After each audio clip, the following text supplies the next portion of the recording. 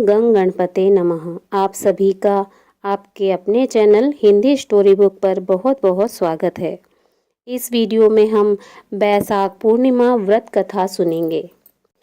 द्वापर युग में एक बार यशोदा जी ने भगवान श्री कृष्ण से कहा, हे कृष्ण, तुम सारे संसार के रचयिता तथा पालनहार हो। आज कोई ऐसा उपाय मुझसे कहो जिसके करने से स्त्रियों को सौभाग्य की प्राप्ति हो तथा उनकी सभी मनोकामनाएं पूर्ण हो। भगवान श्री कृष्ण कहने लगे, हे माता, मैं आपको एक उपाय विस्तार से बताता हूँ। सौभाग्य की प्राप्ति के लिए स्त्रियों को 32 पूर्णमासियों का व्रत करना चाहिए।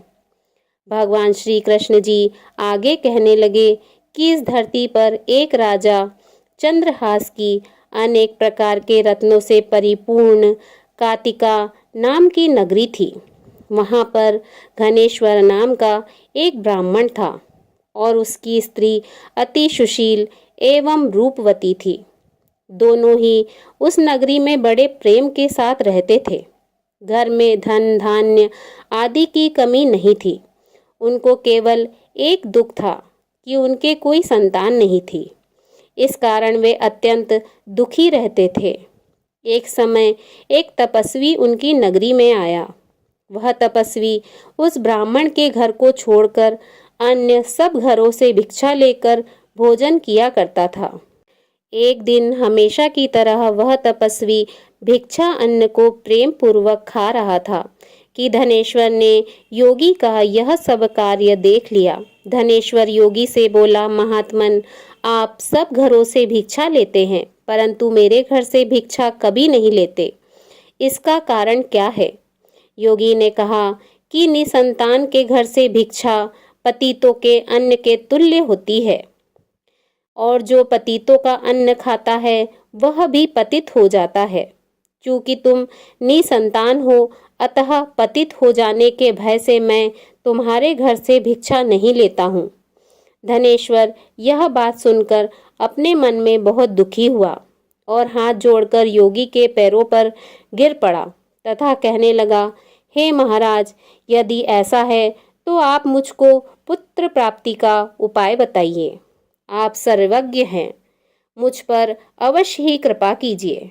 मैं पुत्र न होने के कारण अत्यंत दुखी हूँ। आप मेरे इस दुख का हरण करें। आप सामर्थ्यवान हैं। यह सुनकर योगी कहने लगे, हे ब्राह्मण, तुम चंडी की आराधना करो।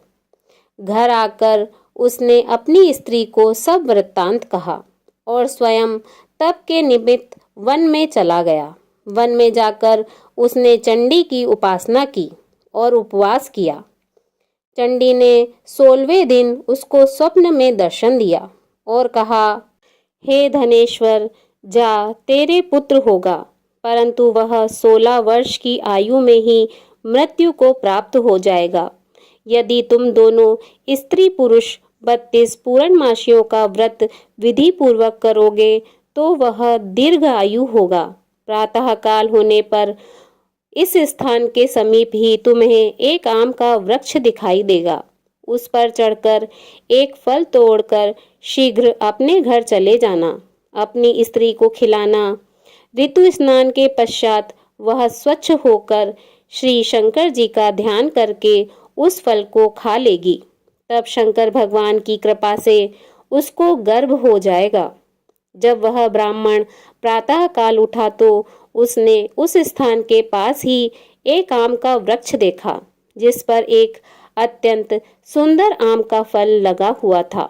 घनेश्वर वृक्ष पर चढ़ गया और उसने एक अति सुंदर आम का फल देखा। ब्राह्मण ने जल्दी से उस फल को तोड़कर अपनी स्त्री को लाकर दिया और उसकी स्त्री ने अपने पति के कथनानुसार उस फल को खा लिया और वह गर्भवती हो गई। देवी जी की असीम कृपा से उसे एक अत्यंत सुंदर पुत्र उत्पन्न हुआ जिसका नाम उन्होंने देवी दास रखा। माता पिता के हर्ष के साथ वह बालक बढ़ने लगा। भवानी की कृपा से बालक बहुत ही सुंदर, सुशील और पढ़ने में बहुत ही निपुण हो गया। दुर्गा जी के आज्ञा अनुसार उसकी माता ने 32 पूर्णमासी का व्रत रखना प्रारंभ कर दिया, जिससे उसका पुत्र बड़ी आयु वाला हो जाए। 16वां वर्ष लगते ही देवीदास के माता पिता को चिंता हुई कि कहीं उसके पुत्र की इस वर्ष मृत्यु न हो जाए। इसलिए उन्होंने अपने मन में विचार किया कि यदि यह दुर्घटना उनके सामने हो गई तो वे कैसे सहन कर सकेंगे।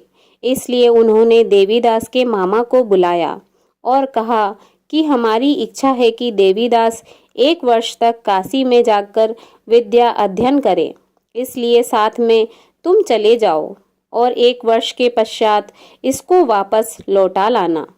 सब प्रबंध करके उसके माता पिता ने काशी जाने के लिए देवीदास को एक घोड़े पर बैठाकर उसके मामा को उसके साथ भेज दिया। धनेश्वर ने पत्नी के साथ अपने पुत्र की मंगल कामना तथा दीर्घ आयु के लिए भगवती दुर्गा की आराधना की और 32 पूर्णमासियों का व्रत करना आरंभ कर दिया। इस प्रकार बराबर 32 पूर्णमासी का व्रत पूरा किया। कुछ समय पश्चात मामा और भांजा मार्ग में रात्रि बिताने के लिए किसी ग्राम में ठहरे हुए थे।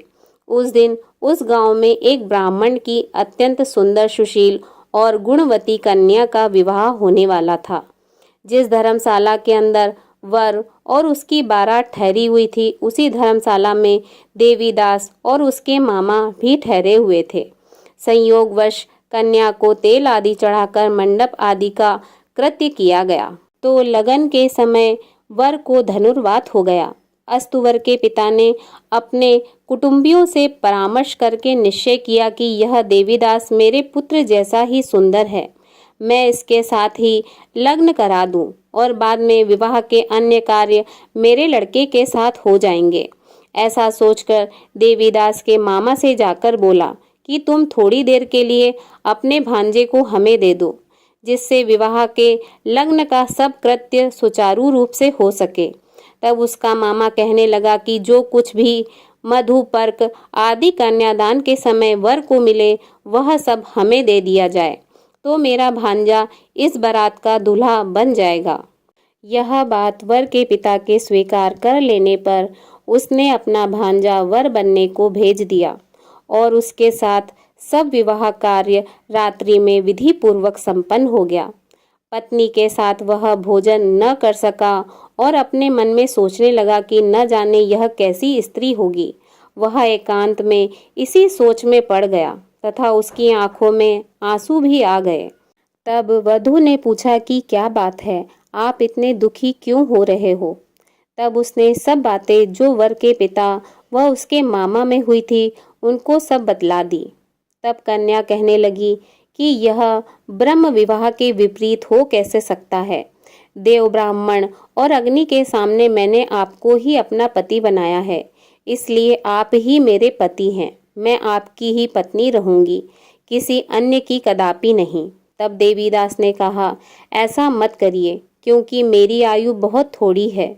मेरे पश्चात आपकी क्या गति होगी, इन बातों को अच्छी तरह विचार लो।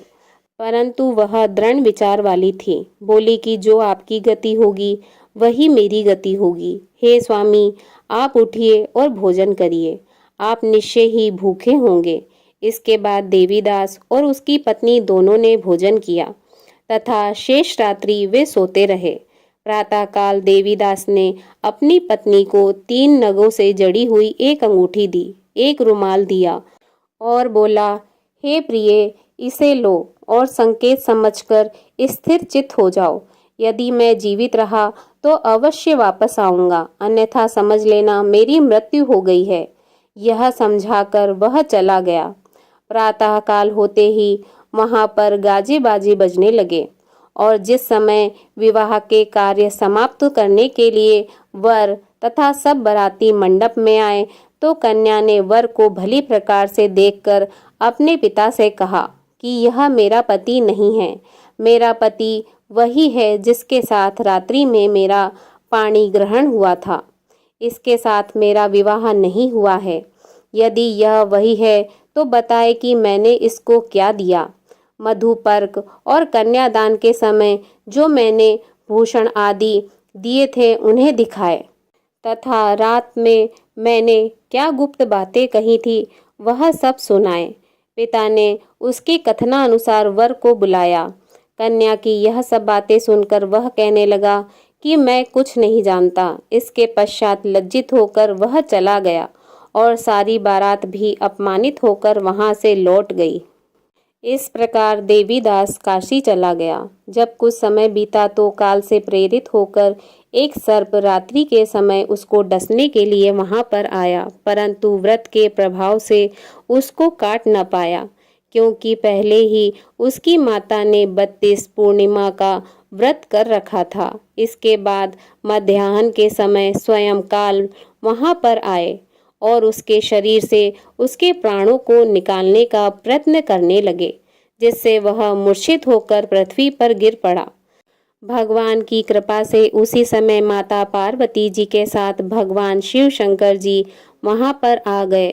उसको मूर्छित दशा में देखकर माता पार्वती जी ने भगवान शंकर जी से प्रार्थना की कि हे महाराज, इस बालक की माता ने पहले 32 पूर्णिमा का व्रत किया था, जिसके प्रभाव से इसका मृत्यु दोष कट गया है।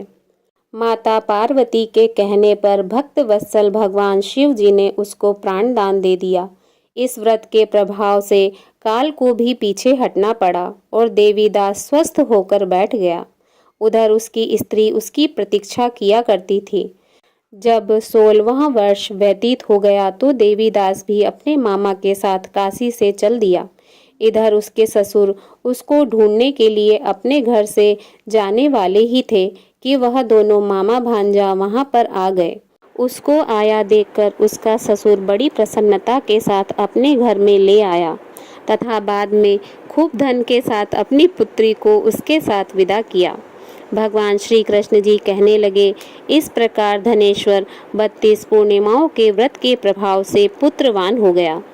जो भी स्त्रियां इस व्रत को करती हैं वे जन्म जन्मांतर के वैधव्य का दुख नहीं भोगती और सदैव सौभाग्यवती रहती हैं। यह मेरा वचन है, इसमें कोई संदेह नहीं। यह व्रत पुत्र पौत्र को देने वाला तथा संपूर्ण मनोकामनाओं को पूर्ण करने वाला है। 32 पूर्णिमाओं के व्रत करने से व्रती की सब इच्छाएं भगवान शिव जी की कृपा से पूर्ण हो जाती हैं। बोलिए भगवान भोलेनाथ और माता पार्वती की जय। जिस प्रकार भगवान भोलेनाथ और माता पार्वती ने धनेश्वर की सभी मनोकामनाएं पूर्ण करी, उसी प्रकार भगवान भोलेनाथ और माता पार्वती इस कथा को सुनने वाले, कहने वाले तथा हुंकारा भरने वाले सबकी मनोकामनाएं पूर्ण करना, सभी स्त्रियों को सौभाग्यवती रखना। जय हो माँ।